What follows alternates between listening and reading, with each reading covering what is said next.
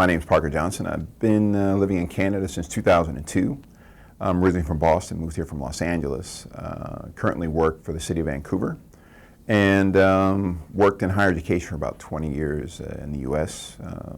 And as an African American, male, cisgendered, and able-bodied, there's a lot of ways in which intersectionality informs my commitment and interest around social justice, anti-oppression, and inclusion.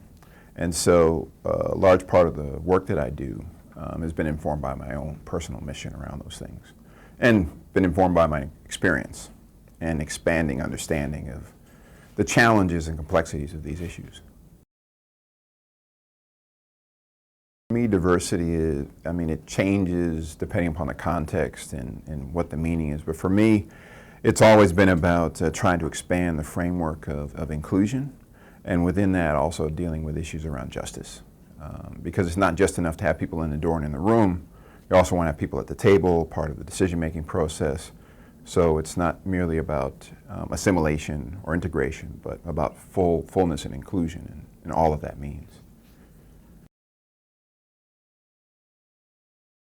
Racism is really also about attitudes.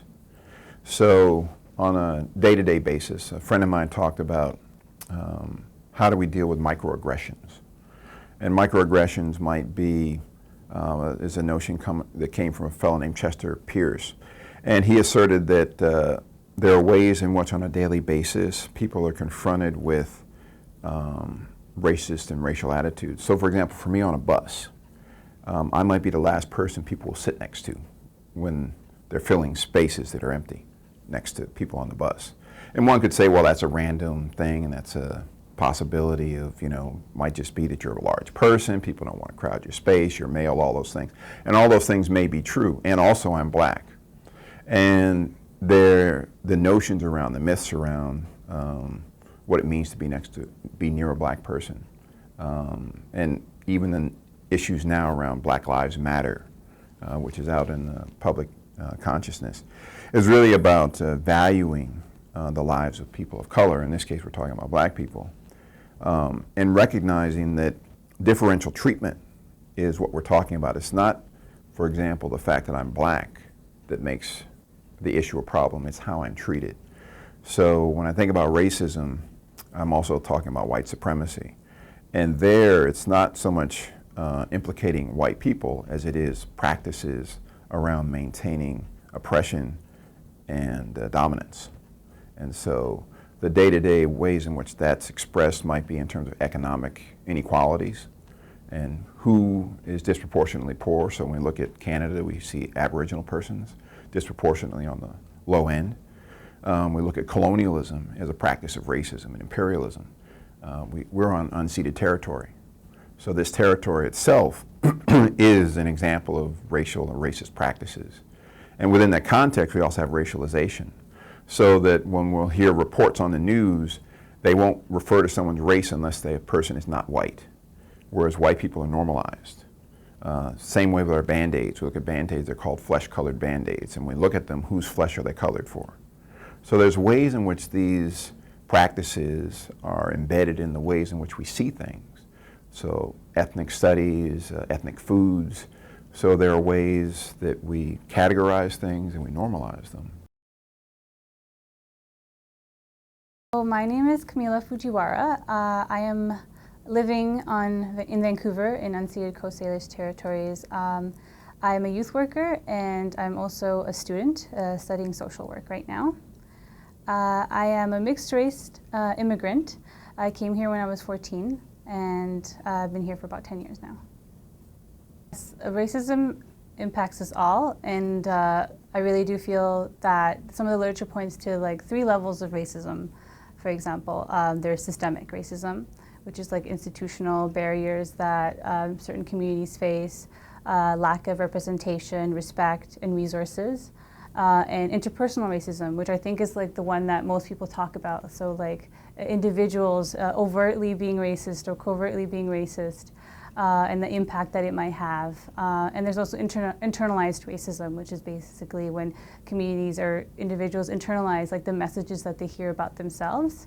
And I really feel that it's harmful for everyone. I feel that it's a healing process for some communities, and I think that even people in dominant positions feel the impact.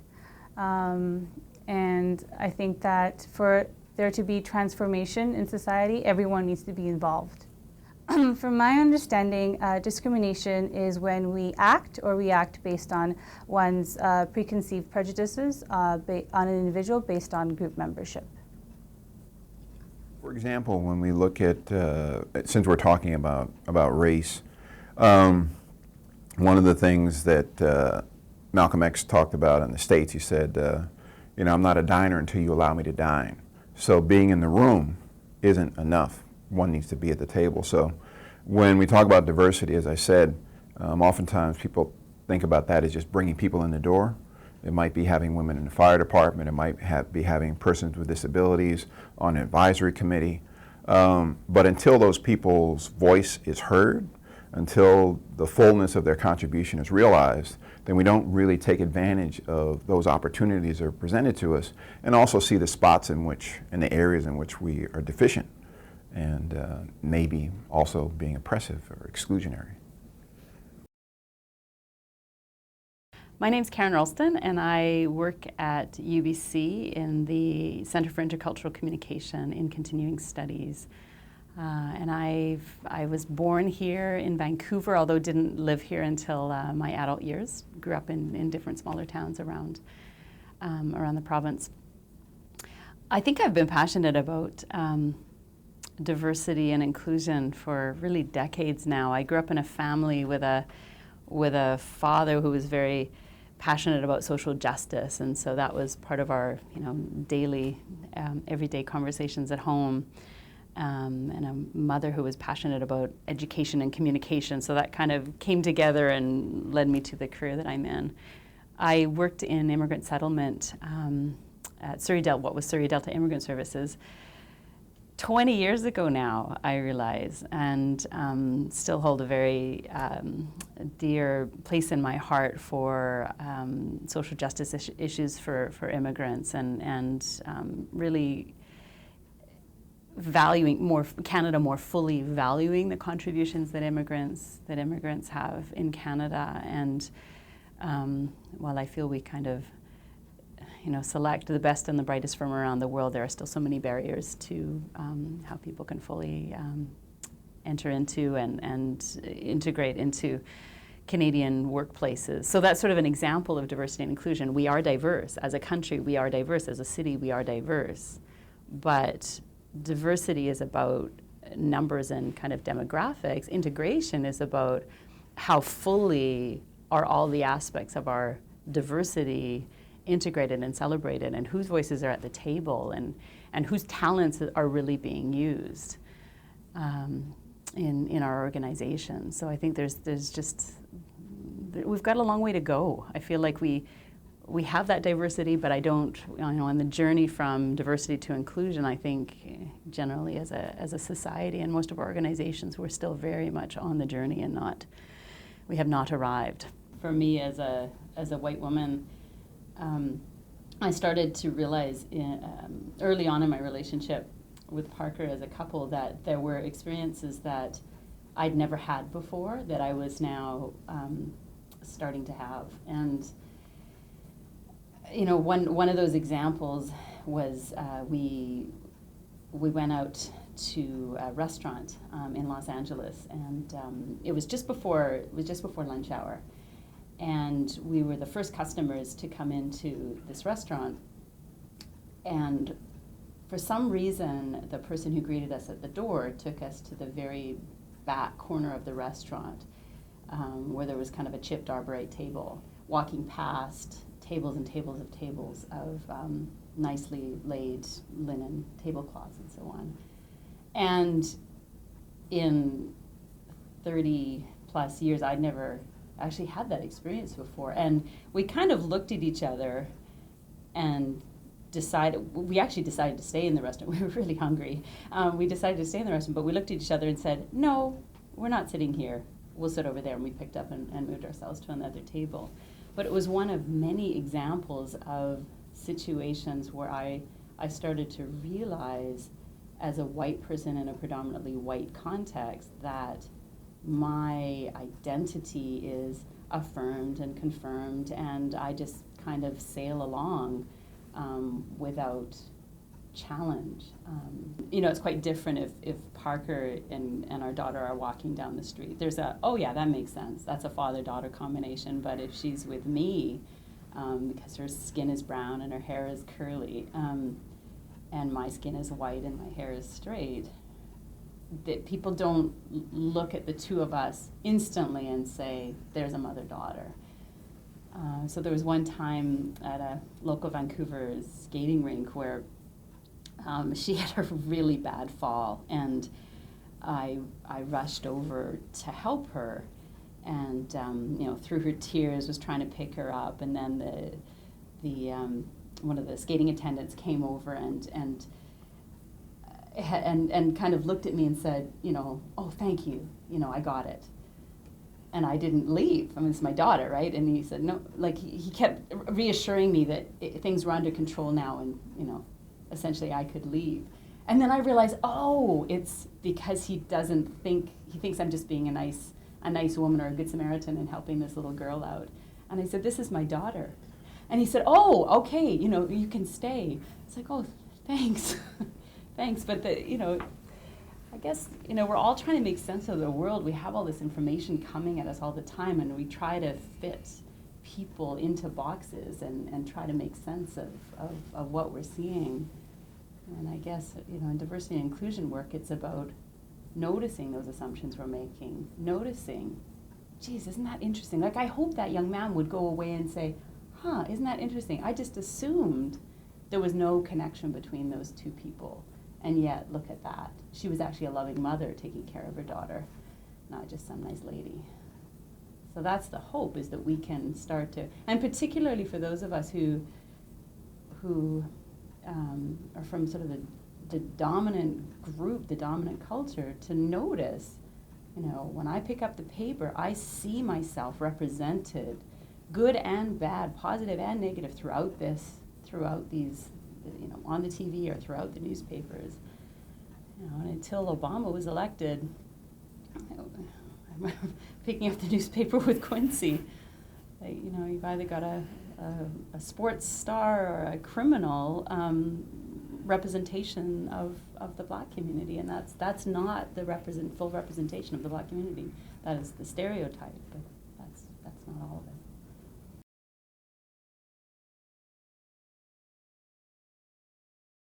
it. Years ago, as an educator, an intercultural and diversity educator, I became quite passionate about this question of, where are you from? Because I realized that it's not a question I am ever asked. I'm presumed to belong here, and so people just don't ever ask that question. So I did, a little survey to find out who was being asked that question and how did that question land, and so it was people of color and people with accents are generally asked that question. And how does it land? Generally speaking, it lands as, your perception is that I'm not from here, that I don't belong here.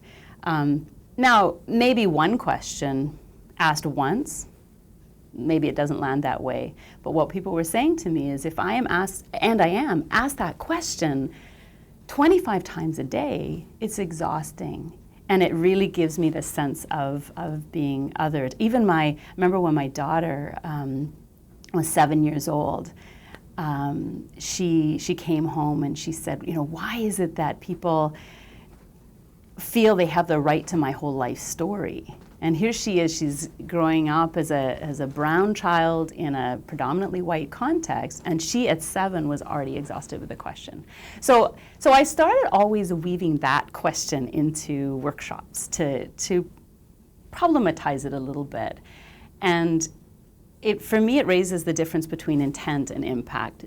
Generally, people would say, but my intention is curiosity. I'm curious about where you're from. But the experience that people who are asked that question on a repeated basis is that once the question is asked, the conversation's over. there's not often a lot more that goes on, or the question is asked too early in the relationship. So within minutes of meeting someone, you hear an accent, or within minutes of meeting someone, as a white person meeting a person of color, it's like, oh, let me get into their business as though I have the right to that. And so my sense is, give it time, build a relationship, ask other questions, get to know the person. I've actually recently started using some questions that I learned from someone who does a lot of work in the downtown east side, because I thought there were some interesting parallels where he said, when I work with people in the downtown east side, it can be hard to say to someone, so like where are you from, when there may be kind of a long and complicated and possibly even painful story that comes there. And so instead what he would ask is, so has Vancouver been your home for a long time? Or some other way, like, because that question to me has more of an indication of, here we both are living in Vancouver, or here we both are living in British Columbia. It's leaning into the similarity instead of doing more of a, where are you from? Because I was born here, where are you from? And I know that people's intention is not meant to be like that. I know the intention can be genuine, but we just have to look at the impact when you're asked that question over and over and over and over and over again. It can be exhausting. And so, my general message is build the relationship first, ask other questions, make connections in other ways first, and then eventually you'll probably find out if you're still curious, but you're staying engaged in the conversation instead of that being one of the first 3 questions that someone's asked.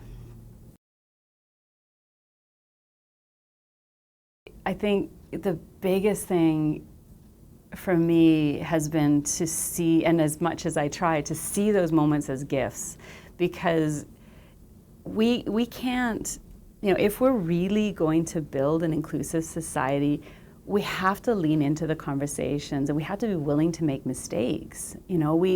If we stay in our own grooves and there isn't that interaction, we're not going to learn from each other. And if all the interactions are really, really safe, which maybe tends to be a bit of the tendency here, sort of the Canadian culture of trying to be very polite and respectful, and the stereotype of us sitting on the fence all the time. It also, there's some truth in that, right? Some truth in not really fully leaning in and fully engaging. And so if I say something that is offensive to someone and they tell me, yeah, that's hard to hear, but if I can just say, do what we call an oops and an ouch. Like, they're saying, ouch, that hurt. And if I can just be in that moment to say, oops, tell me more. Like, tell me more about that and how that landed for you. There can be so much rich learning that I can get from that situation if I can see that feedback as a gift. The term bullying is a very hot button topic right now, and there's a lot of funding that's going towards bullying, especially for youth programs. However, I personally feel, and a lot of young people that I've spoken to really feel, that bullying is also systemic. And so when there is bullying happening in the classroom or in different sorts of institutions, it's important to look at the systemic power dynamics within individuals. So sometimes it's good to think as bullying as an umbrella term, as a term that covers all forms of systemic oppression. So for example, classism, racism, homophobia, ableism. So looking at that instead of just covering it up as a term, bullying. Because if we don't get to the root cause, then I don't know if the programs will be effective. So when I talk about systemic oppression, it really refers to how there's many layers to discrimination. There's the interpersonal aspect, but there's also the systemic aspect. So there's policies that kind of prevent people, or institutional barriers. So, for example, representation, resources, and respect. So people in higher positions don't represent the diversity of Canada. In the media, who gets to write history? Who gets to write the news? What perspectives are being presented often don't really include all voices. And so when I'm referring to systemic, I'm referring to those issues and those barriers, the institutional barriers. Well, in terms of bullying and the impact it can have on an individual, I think it's important to look at it from a holistic perspective, in that we shouldn't isolate the individual. The impact can affect its family, his or her family, the community, and often I think the messages the messages that one receives when they're being bullied can be carried on throughout life, and it can be a very harmful process and a long healing process as well. But it doesn't mean that this individual can't transform. And there's many ways to do that based on individual preferences. But for example, art, music, poetry has been something that I've identified as something that has been really powerful for myself and for some of my friends. And so, however, for bullying and the impact on the individual, I think often it can be internalized, and those messages, we might repeat that to ourselves, so it can become a form of negative self-talk. And like I said previously, it can become sort of like a self-fulfilling prophecy, and certain things might come up for them. So self-harm could come up, substance use could come up, isolation could come up. So I think it's really important to be able to reach out to individuals. When it comes to stereotypes, it can guide our attention and our interpretations of certain events and individuals, and that's when it becomes harmful. So basically, we're able to remember events that confirm our stereotypes, and we're less likely to remember events that don't confirm our stereotypes. And it can also, in terms of information processing, affect how we perceive the experiences in our interactions with individuals. And so having the topic about stereotypes, I think, is a great way to address bullying and systemic oppression in the classroom, because it's something that we all do, and it's something that isn't inherently bad, isn't inherently good. It's just part of our brains are hardwired to create stereotypes. But the impact is what matters. And I think that's what, when it comes to bullying and racism and other forms of discrimination, that's when it's important to talk about the impact. Because as individuals, we all learn, we're hardwired to learn a certain way.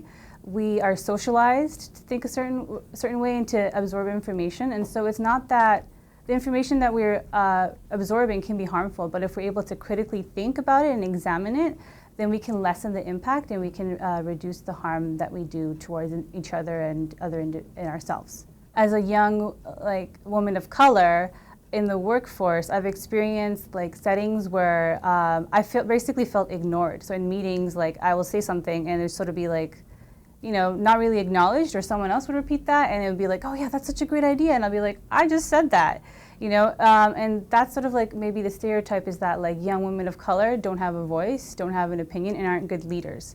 And so racialized leadership has been a really interesting topic for me, and also looking at internalized oppression. So there's a lot of terminology that goes around, but I think they really address similar issues. Internalized oppression is basically understanding that there's many forms of oppression. There's systemic, there's interpersonal, and there's also internalized. So marginalized groups internalize the messages that are all around us. Another term that I think is addressing a similar concept is meta-stereotype. It's when stereotypes imposed on groups are internalized.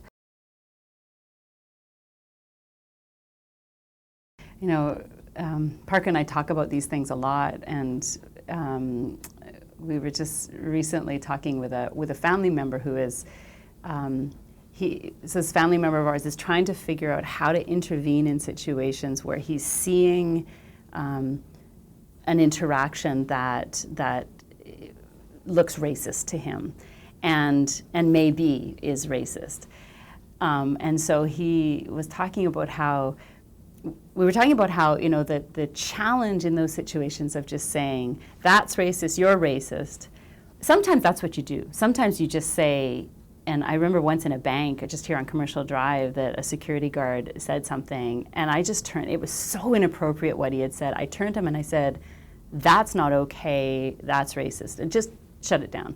In other situations, though, I think it depends on the relationship of the person that you're interacting with, and the context of where that conversation is happening, that you can lean into it in different ways to say, no, that hasn't been my experience, or tell me more about where that's coming from. Really, Grandma, is that really what you're thinking? And just kind of lean in to have a fuller conversation, because as soon as I say to her, or as soon as I say to this person I have a long-standing relationship with, that's racist, it likely will probably shut down those future conversations that we have, and it may mean that they just don't make those comments around me anymore. And I don't really want the comments around me, but at the same time, if I'm seeing myself in a role as someone who's trying to move myself in terms of my understanding of inclusion, or help my organization move towards inclusion, then I actually do kind of need to lean into those conversations and be willing to be uncomfortable. And I guess it goes back to the question of getting feedback, or the comment about getting feedback. You have to be able to be uncomfortable in order to grow and learn.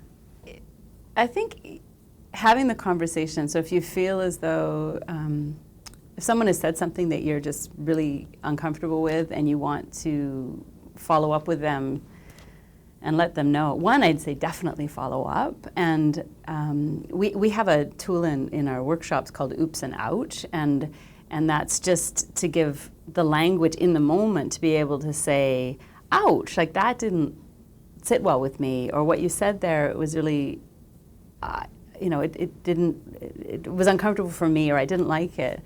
I think it's easier to have those conversations in the moment, and if you have the kind of relationship with a person where you can just do that and then lean into it right in that moment and talk it through, I think that's great. Often what happens is that the moment will happen and then we'll go away and say, I can't believe that just happened, and I wish I'd said this, I could have said this, or I could have said that. And so I think it's so important to go back and say it. And then, I guess the guidelines around that I tend to go with are to let the person know what you wanted to talk about, and I tend to approach it with wanting to hear them out first, and then give my perspective on what happened.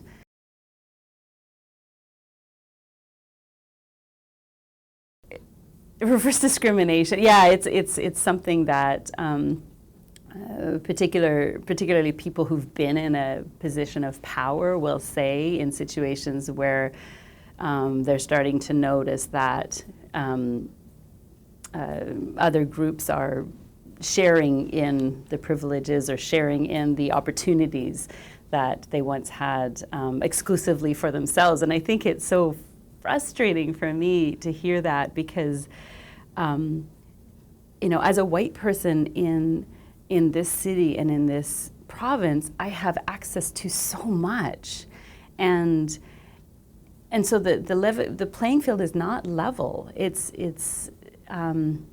if we can ever get to a point where it's level, where all people can have access to the same employment, the same housing opportunities, the same service, without prejudices and discrimination, giving privileges to certain people, then maybe that makes sense. But I don't think reverse racism or reverse discrimination, it just doesn't make sense to me. I'll give you an example. When I was a young adult, I applied for this program to to have an opportunity to go on an overseas placement. And I was told that I was selected for the program, but I was on the waiting list. So I didn't make kind of the first cut. And the organization was actually really transparent about that. Essentially, they said, we have a lot of young, university-educated, straight, white women who apply to our program, and we really want our program to be more diverse and more representative of the communities that we live in. And so, you know, yeah, you're not in the first pool. If somebody from that pool decides that they're unable to go, then, you know, your name will be possibly put into the pool. And that was an example of, you know, I could have said, oh, that's reverse discrimination. I'm being discriminated. I wasn't being discriminated against. Basically, they were saying your people have a lot of access, and we're trying to create access for people from groups who don't. And so it made sense to me, right?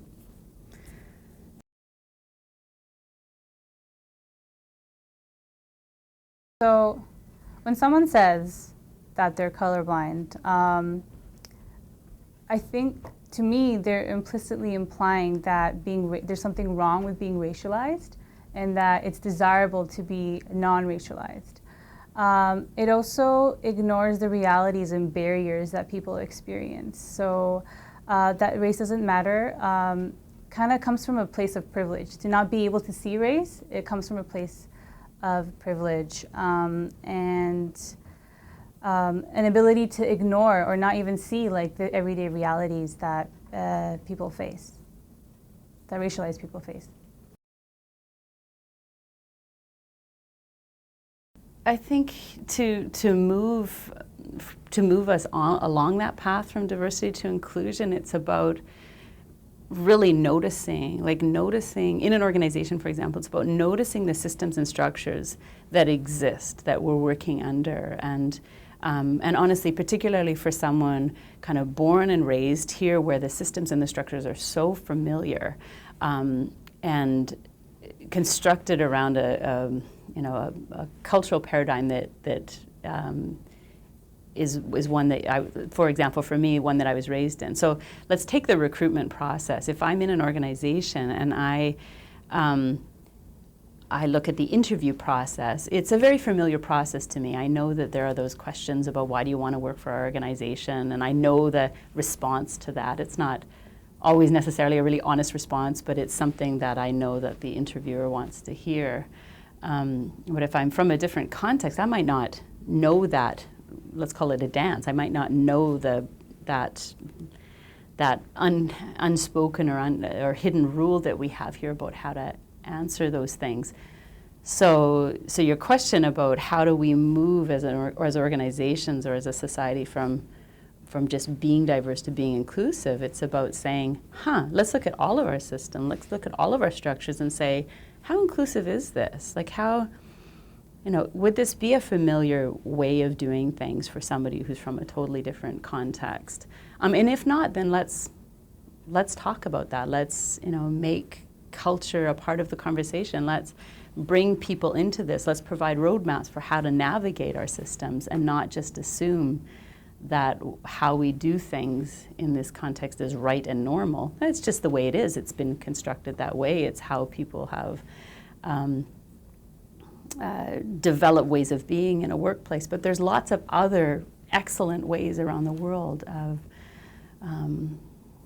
organizing meetings or communicating or conducting interviews or whatever the system or practice is. There's lots of different ways to do it. There's not just one. So how do you notice how we do it and then create ways that can be more inclusive of other voices and not devalue those voices?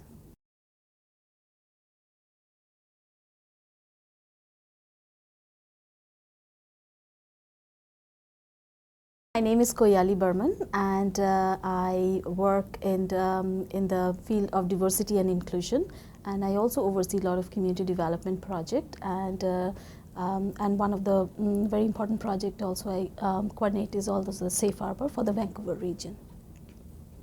Okay, so what does diversity mean to me? In simple terms, I believe diversity encompasses every individuals and that make us unique or as individual as part of the group. And again, I would say that diversity is one right thing which we all have in common, and it is learning from others, and that's aren't same as mine. And so when I came to, I just wanted to a little bit talk about when I came to Vancouver, a new whole world opened right in front of me. And I could see various different cultures, people with all different genders and new cultures. And it didn't take me long to start appreciating all the differences in the various different cultures. And I embraced the opportunity to experience the new world. So my world started from UBC when I was a student. Then after graduating, I started working around this field of diversity and inclusion, and that opens my thinking patterns, like my worldviews change, and I became very passionate about this, what does diversity mean to me, about this whole concept. And actually I ended up learning more from my own experiences, and that shaped in a very positive way most of my personal and the professional experiences and the professional work, what I do. So it's all about exploring the differences in positive, nurturing and the same environment.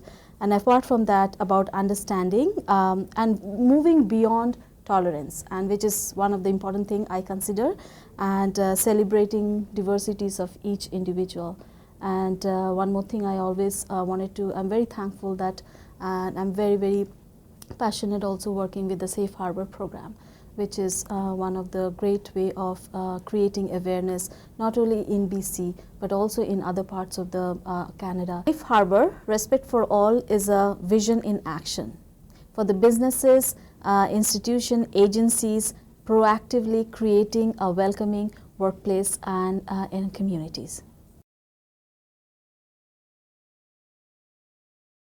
So Safe Harbor has various resources, and that's also as well in online as well as in the face-to-face resources. And people can access those resources from the remote places, distant places. Also people, those who are professional, having pressed with time from any agencies or businesses, they can have that. But also like the face-to-face resources are also as a form of the training sessions that they can access. Having a diversity and inclusion concept in a business is a very vital. So there are many different advantages having that. One is like access to the greater wealth of experience, talents of the staff, potential staff, current and potential staff. Another is it has a greater labor market as well as to choose from. And another one is increase employee motivation and loyalty. And as another one will be, I would say that a staff retention and engagement. So that's another. And the final is for all businesses, I think the productivity is a very, very vital factor. To have a diverse staff as well as clientele that they can reach to, the productivity will definitely increase in different forms as well. Being a business, participate in the Safe Harbor, Respect for All program, as well as the workshops and accessing the resources from that program. It gives it's a very, very it gives a message to the wider community that they are creating an awareness of diversity and inclusion and the strong supporter for the diversity and inclusion in their workplace. So it's just not verbally saying it, but it's also vision in action. They are doing in action for the businesses. So, and that will really benefit for a business in the longer term. Does racism affect us all? Yes, I think it does.